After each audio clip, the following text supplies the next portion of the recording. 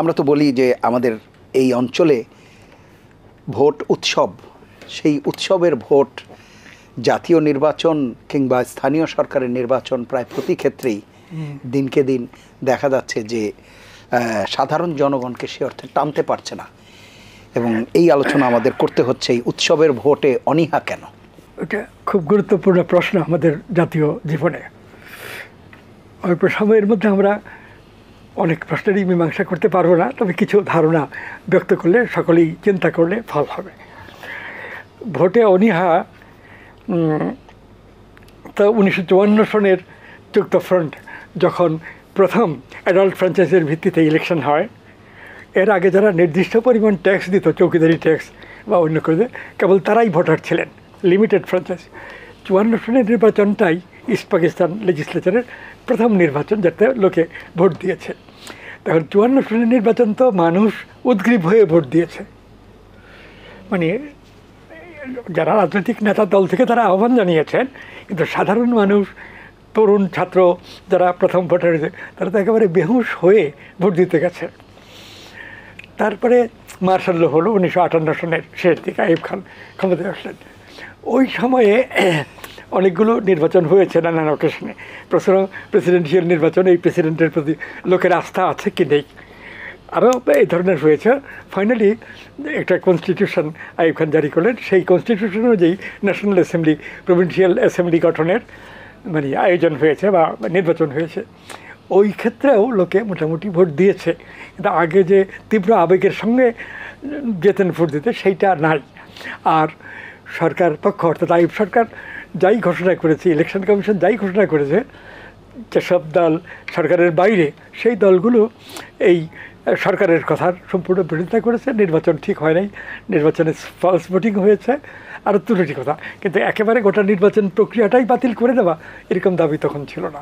কতগুলো নির্দিষ্ট অভিযোগ, আর ইলেকশন কমিশনের প্রতিও তখন লোকে শ্রদ্ধা রেখে কথা বলেছে।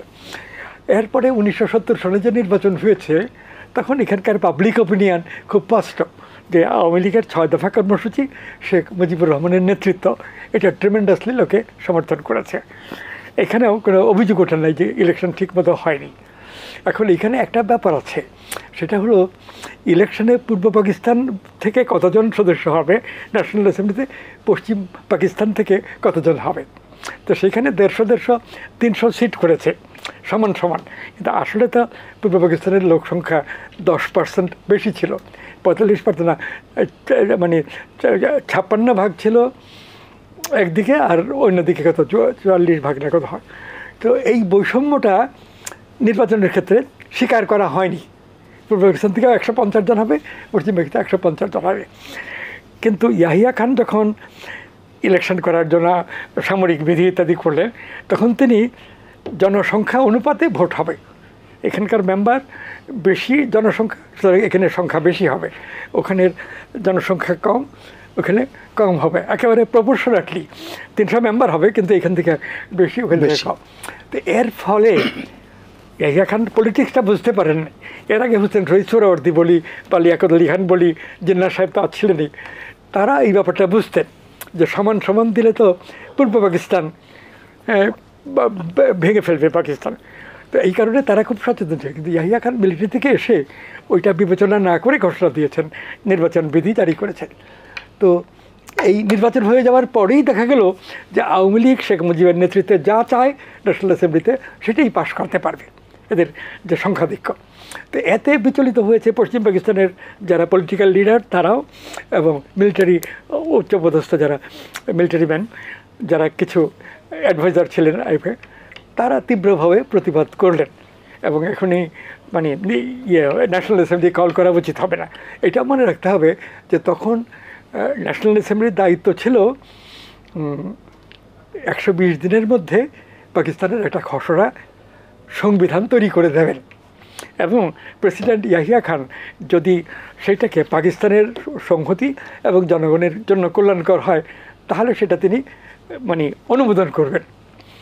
আর যদি সেটা না হয়, তাহলে ওই পাকিস্তানের সংহতি রক্ষা যদি না থাকে, তাহলে ওই ইলেকশনের রেজাল্ট অনুযায়ী কোনো কাজ হবে না, এই ধরনের কথা লেখা ছিল। তো সেই অবস্থায় আপনার 1970 সনের নির্বাচন পর্যন্ত হয়েছে, কিন্তু ন্যাশনাল অ্যাসেম্বলির যে অধিবেশন প্রেসিডেন্টের ডাকার কথা সেটা আর ডাকছেন না।